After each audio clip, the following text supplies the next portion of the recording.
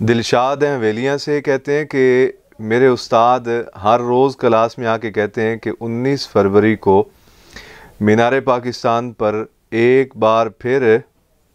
تفسیق و تکفیر اور سنیت سے خروج کی آندھی چلنے والی ہے۔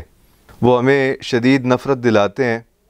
آپ رہنمائی فرمائیں ہم کیا کریں۔ گزارش یہ ہے کہ 19 فروری کو مینار پاکستان پر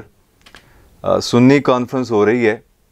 تکفیر کانفرنس نہیں ہے، نہ ہی تفسیق کانفرنس ہے، اور نہ ہی اس کانفرنس کا نام سنیت سے خروج رکھا گیا ہے۔ خدا جانے ہمارے لوگوں کے دلوں میں اتنی ایک دوسرے سے متعلق بدگمانیاں کیوں پیدا ہو گئیں کہ وہ پہلے سے ہی ذہن بنا لیتے ہیں کہ فلاں شخص نے یہ کہنا ہے، فلاں شخص نے یہ کہنا ہے۔ اچھا، ایک روحانی بات میں عرض کروں آپ کی خدمت میں۔ بزرگ فرماتے ہیں کہ انسان جس کے بارے میں جیسا گمان کرے نا، تو فطرتی طور پہ وہ بندہ اس کے ساتھ ویسے ہی معاملہ کرتا ہے۔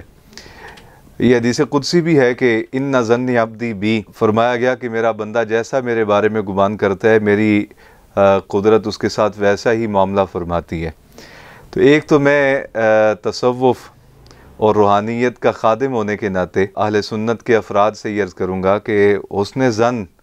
کوشش کریں کہ یہ قائم ہو جائے ہمارے دلوں میں ایک دوسرے کے متعلق، کوشش کریں بدگمانیاں ختم ہوں، کوشش کریں کہ ایک دوسرے سے متعلق جو ہمارے دلوں میں شیطان نے وسوسے، حسد اور عناد پیدا کر دیا ہے، اس سے نکلنے کی کوشش کریں، اس سے بچنے کی کوشش کریں، استغفار کی کثرت کریں، اور علماء کو تو زیادہ سے زیادہ استغفار کرنا چاہیے،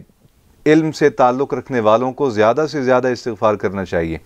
اس وجہ سے کہ جب بندہ علم حاصل کرتا ہے، میرے بابا جی رحمۃ اللہ علیہ فرمایا کرتے تھے کہ جب طالب علم پڑھنے کے لیے جاتا ہے نا، تو اس کے دل میں شیطان ایک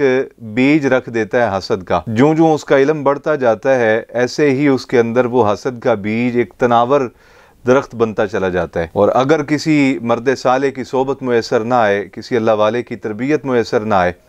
تو پھر نتیجہ یہ نکلتا ہے کہ وہ علم معاشرے کے لیے شر بن جاتا ہے۔ حسن ظن سے بہت سارے معاملات خیر کی طرف آ جاتے ہیں۔ ہم صوفیاء کے ماننے والے ہیں،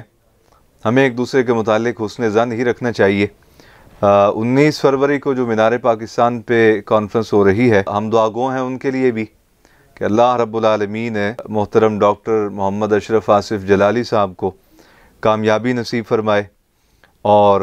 دوسرے سائڈ پہ جو لوگ ہیں اللہ تعالیٰ ان کے بھی دل نرم فرمائے۔ جو ایک دوسرے سے متعلق تحفظات ہیں، اللہ کرے کچھ بڑے مل کے بیٹھیں اور ان تحفظات کو دور کرنے کا کوئی راستہ نکلے۔ جب تک بڑے سر جوڑ کے نہیں بیٹھتے تو نتیجہ یہی نکلے گا کہ جس کے پاس 2 لوگ ہوں گے وہ اپنی بانسری بجائے گا اور اپنی بولی بولے گا، نتیجہ یہ نکلے گا کہ ملت انتشار کا شکار رہے گی، اور دن بدن یہ انتشار بڑھتا جائے گا۔ آقا علیہ السلام نے ارشاد فرمایا تھا کہ ہر آنے والا دن پہلے سے زیادہ شر والا ہوگا، اور فرمایا بہترین زمانہ وہ ہے جو میرے زمانے کے قریب ہے، خیر القرون کرنی ثم الذین یلونہم ثم الذین یلونہم۔ تو میں تو بحیثیت تصوف اور دین اسلام کے خادم ہونے کے ناطے، چونکہ ہمارا سبجیکٹ ہی تصوف ہے، تو میں اس حیثیت سے آپ اہل محبت کی خدمت میں عرض کروں گا کہ اس دھڑے بندی سے باہر نکلیں، انتشار، اس جماعتی تفریق سے باہر نکلیں، اللہ اس کے رسول کی اطاعت کریں، نبی اکرم صلی اللہ علیہ وسلم کے عشق اور محبت سے اپنے سینوں کو آباد رکھیں، حضور کی اہل بیت کا بھی ادب کریں، حضور کے اصحاب کا بھی ادب کریں، اسی میں نجات ہے۔ اور جتنا حسد بڑھتا جائے گا، علم بے نفع ہوتا جائے گا، جتنا کینہ اور عداوت اور عناد بڑھتا جائے گا، سارے کا سارا وجود شر بن جائے گا، اور وہ شر کسی طرف بھی ہو، شر ہی ہوتا ہے۔ وہ ضروری نہیں ہے کہ میری طرف ہو تو وہ خیر ہو، آپ کی طرف جائے تو شر بن جائے، جس کی طرف بھی ہوتا ہے شر ہی ہوتا ہے۔ اللہ رب العالمین ایسے حسد سے، عناد سے، کینے سے، عداوت سے ہمارے سینوں کو پاک فرمائے، اور ملت اسلامیہ اور بالخصوص اہل سنت و جماعت کے جملہ افراد کو آپس میں ایک دوسرے کے متعلق حسن ظن قائم رکھنے کی توفیق دے، اور جتنے اکابرین اس دین کی خدمت کے لیے کوشاں ہیں، اللہ رب العالمین ان کے دلوں کو بھی نرم فرمائے، ایک دوسرے کے لیے محبتیں پیدا کرنے کا کوئی راستہ پیدا کر دے، اور ہمارے جو غیر متنازع شخصیات ہیں اللہ کرے کہ وہ میدان میں آئیں اور وہ سرپرستی کریں اس اہل سنت کے اس قافلے کی، اور وہ بٹھائیں، ملا کے بٹھائیں۔